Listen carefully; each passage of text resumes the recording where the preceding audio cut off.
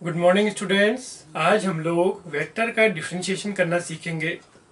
इसका बहुत ज़्यादा यूज जो होता है वो फिजिक्स में होता है। तो फिजिक्स में आपने देखेंगे कई जगह पर ऐसे फॉर्मूले होते हैं, जैसे phi is equal to E dot D S या phi is equal to B dot A F dot D S. तो कभी हमें डब्ल्यू बराबर एफ डॉट एस दिया और सपोज कीजिए कि D W by D T करना है, तो हम नॉर्मली हमें पता नहीं होता कि एफ डॉट डी एस दो फंक्शन जब डॉट प्रोडक्ट में तो उसका डेरिवेटिव कैसे निकाला जाएगा। इसी तरह से tau is equal to R cross F होता है, तो वहां पर भी अगर हमें डेरिवेटिव निकालने की जरूरत हो तो हमें वेक्टर के जब वो क्रॉस में हो तो डेरिवेटिव निकालना नहीं आता। तो आज हम लोग पहले मैथमेटिक्स में ए डॉट बी या ए क्रॉस बी से डेरिवेटिव निकालने के कुछ फॉर्मूले सीखेंगे।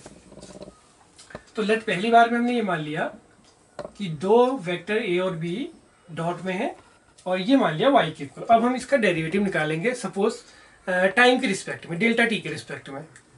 तो ये डेरिवेटिव जो हो जाएगा ये होगा D Y upon D T is equal to limit delta T tending to zero. ये डेरिवेटिव निकालना उसी के रिस्पेक्ट में है, बिल्कुल फर्स्ट प्रिंसिपल जो कैलकुलस का रूल चलता था कि लिमिट जब हम करते थे x का डेरिवेटिव निकालना अगर हमें एफ एक्स फंक्शन का, तो हम क्या करते थे limit S tending to zero F X plus H minus F X upon H. तो सेम वहीं पे यहाँ पर t के रिस्पेक्ट में कर रखा। तो limit delta T tending to zero ये बन जाएगा a plus delta A vector. दूसरा जो b था लेट उसमें चेंज डेल्टा b का आ गया, तो b plus delta b minus a dot b divided by delta t। अब इसको आगे लेके चलते हैं। Limit delta T tending to zero, यहां पर क्या प्रोसेस लोगे, तो हमें A dot B plus C तो पता ही है, A dot B plus C distributive law लगता है। तो लेट ये मान लेते हैं कि this A plus delta A is equal to, हम इसको मान लेते हैं लेट ये कोई वेक्टर एक्स हो गया। तो ये आ जाएगा X dot B plus delta B minus A dot B divided by delta T. इसको और सॉल्व कर लेते हैं डिस्ट्रीब्यूटिव लॉ से। अब सॉल्व कर ले तो ये बन जाएगा X dot B plus X dot delta B minus A dot B divided by delta T. अब x की वैल्यू जो भी थी ये a प्लस डेल्टा ए था। अब x की जो वैल्यू है उसको यहाँ पुट कर लेते हैं। x की वैल्यू हमने क्या एज्यूम की थी, हमने a प्लस डेल्टा ए को x फैक्टर मान लिया था, तो यहाँ पर इसकी वैल्यू को पुट कर लेते हैं। तो ये बन जाएगा limit delta T tending to zero a plus delta A dot B vector, same process यहाँ पर a plus delta A dot delta B minus a dot B divided by delta T. अब वही डिस्ट्रीब्यूटिव लॉ यहाँ पर लगा लेते हैं। तो limit delta T tending to zero a dot B plus delta A dot B, यहाँ पर भी डिस्ट्रीब्यूटिव लॉ से इसको ओपन करा तो ये बन जाएगा a dot B plus delta A dot B. Same process यहाँ अप्लाई होगी, a dot delta B plus delta A dot delta B. तो यहाँ पर बन जाएगा a dot delta B plus delta A dot delta B minus A dot B divided by delta T. अब इसमें अगर हम देखें तो ये टर्म कैंसिल हो जाते हैं। तो इसके बाद ये बचता है limit delta T tending to zero. अब एक काम करते हैं, डेल्टा टी से इसको अलग अलग डिवाइड कर लेते हैं। ये ऐसे हो जाएगा डॉट बी, सेम चीज यहाँ पर A dot delta B upon delta T. अब यहाँ पर दो हैं डेल्टा ए और डेल्टा बी, और डेल्टा टी हमारे पास एक है। तो एक काम करते हैं, हम एक डेल्टा टी एक तो यहाँ डाल लेते, इसके अपॉन में रख लेते हैं, और एक डेल्टा टी अपनी ओर से डिवाइड कर देते हैं। तो हमें क्या करना पड़ेगा, इससे मल्टीप्लाई भी करना पड़ेगा। अब जब limit delta T tending to zero हो जाएगा तो क्या होगा, तो जब limit delta T tending to zero होगा तो उस केस में हमें पता है कैलकुलस में हमारी डेफिनेशन होती है कि जैसे delta X tending to zero हो तो delta Y upon delta X क्या बन जाता है, D Y upon D X. तो यहाँ पर भी क्या हो जाएगा, ये जब delta T tending to zero solve हो जाएगी लिमिट, तो ये dA upon dt derivative of vector A dot same process यहाँ पर a dot dB upon dt, same process यहाँ पर dA by dt dot dB by dt, और इसके साथ ये जीरो मल्टीप्लाई हो जाएगा, तो ये जीरो होके तो ऑल टर्म जीरो, तो ये बन गया dA by dt dot b plus a dot dB by dt, और ये इक्वल था dy अपॉन dt। अब हम dy अपॉन dt को हमने क्या माना है a डॉट b, तो हम इसको ऐसे भी लिख सकते हैं कि d by D T of a dot b, तो ये d by D T of a dot b है। इसका जो फॉर्मूला बन गया वो क्या बन गया, dA upon dt dot b plus a dot dB by dt। तो ये वेक्टर के डिफरेंशिएशन के जब वो डॉट प्रोडक्ट में है तो उसके डेरिवेटिव का ये पहला फॉर्मूला बन गया। अब हम इसी में इसके क्रॉस के लिए एक फॉर्मूला देखते हैं, तो वही सेम प्रोसेस चलेगी, अंतर क्या होगा, इसको हम लोग यहाँ पर क्रॉस कर देंगे। तो आइए उसको निकालना भी हम सीखते हैं कि वो डेरिवेटिव हम किस प्रकार से निकाल सकते हैं। वो भी बहुत सिंपल है, सेम यही प्रोसेस चलेगी, डिस्ट्रीब्यूटिव लॉज क्रॉस प्रोडक्ट भी फॉलो करता है, तो उसी लॉ को यहाँ अप्लाई करेंगे। तो करना क्या है, हमें कोई चेंज नहीं है, अंतर सिर्फ ये है कि यहाँ पर ये क्रॉस आ जाएगा और जो ये y है अब की बार वेक्टर y बन जाएगा, तो ये बन गया dy। अब क्या होगा, यहाँ पर जो डॉट था वो क्रॉस बन जाएगा, सेम प्रोसेस यहाँ पर भी होगी, ये जो डॉट है ये भी क्या बन जाएगा, ये क्रॉस बन जाएगा, और इसी तरह से ये जो था a क्रॉस ये b रहेगा। अब हम इसको आगे देखते हैं, ये आगे कैसे सिंप्लीफाई हो सकता है। तो जो हमारा dy by D T vector है, या इसको हम सिंपल ऐसे भी लिख सकते हैं कि हमें करना क्या है, d by D T of a cross b को सॉल्व करना है।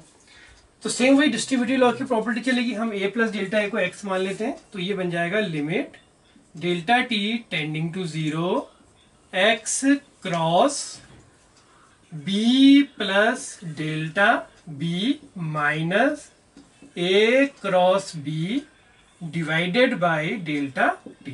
तो ये बन जाएगा x cross b plus vector x cross delta b, और यहां पर वही रहेगा limit delta t tending to 0 minus a vector cross b vector and whole divided by delta t। अब आगे की प्रोसेस क्या होगी, आगे की प्रोसेस में सेम वही चीज है, x की जगह पर हम लिख देंगे a प्लस डेल्टा a, तो ये बन जाएगा a plus delta a cross b, और फिर a की जगह पर a plus delta a cross delta b minus a cross b divided by delta t।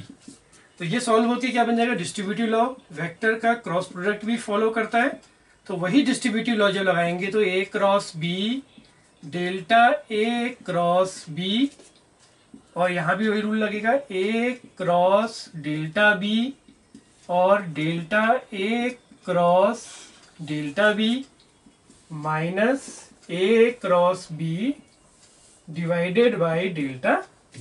तो बच्चों यहाँ भी देखिए सेम चीजें ये कैंसिल आउट हो जाती हैं, तो ये आगे बन जाएगा डेल्टा टी से डिवाइड कर लें तो delta a upon delta t cross b a cross delta b bye delta t, और यहाँ पर भी वहीं की तरह हम लोग डिवाइड कर लें delta a bye delta t cross delta b bye delta t, और डेल्टा t से एक हम मल्टीप्लाई भी कर लेंगे। तो जब डेल्टा t टेंडिंग टू 0 हो जाएगा तो क्या हो जाएगा, ये तो बन जाएगा da by D T cross b vector a cross db by D T, और ये पोर्शन कितना हो जाएगा, 0 से मल्टीप्लाई होकर कंप्लीट 0 हो जाएगा। तो d by D T of a cross b, इसका जो फॉर्मूला बन गया वो क्या बन गया, da by D T cross b plus a cross db by D T. तो बच्चों ये चीज आपको क्लियर आई होगी। इसके बाद हम इसका एक डेल ऑपरेटर से डॉट और क्रॉस के कुछ रूल से सीखेंगे, आगे देखते हैं।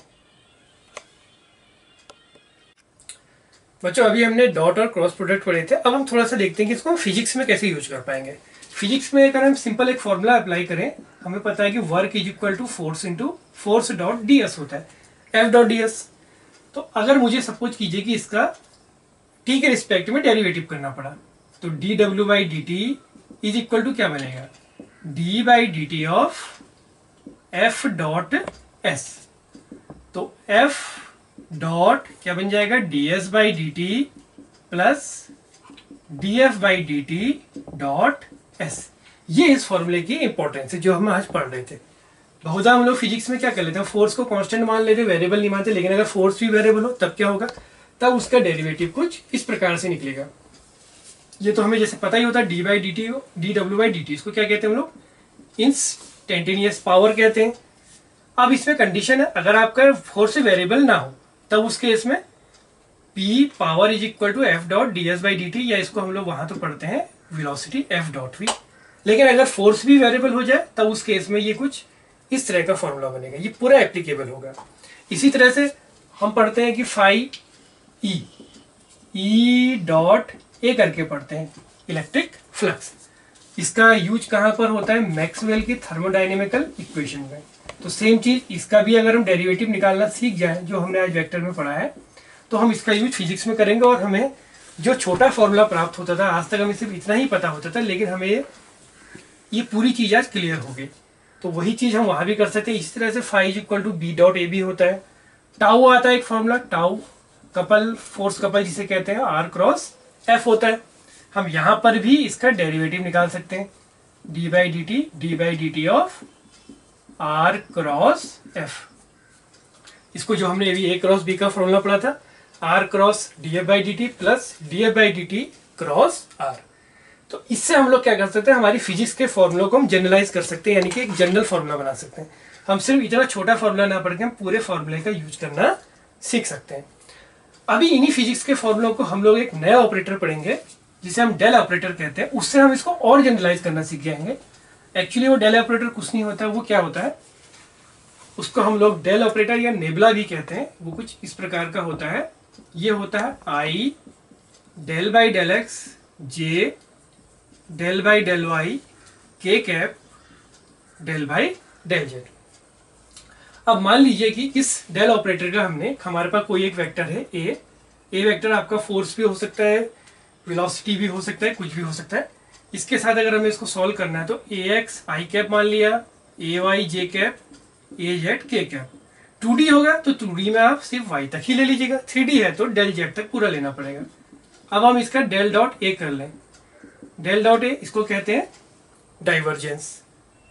तो जब इसका कर लेंगे तो I del by del X J del by del Y K cap del by del Z dot A X I cap A Y J cap A Z K cap. तो ये जनरलाइज होके क्या बन जाएगा, del A X upon del X del A Y upon del Y del A Z upon del Z. तो इस तरह से हमें डेल डॉट ए मिल जाएगा।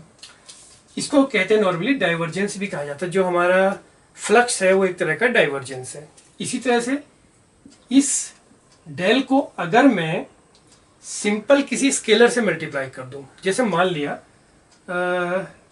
हमारे पास कोई स्केलर है ए अब की बार वेक्टर नहीं है, ए अब की बार क्या है, वेक्टर नहीं। तो जैसे हमने इसको क्या कहा, डाइवर्जेंस कहा था, इसको डाइवर्जेंस ऑफ ए भी कहा जाता है, या ए वेक्टर। ये बना डेल डॉट ए। इसी तरह से सिंपल डेल ए जो करेंगे ये कहलाता है ग्रेडियंट।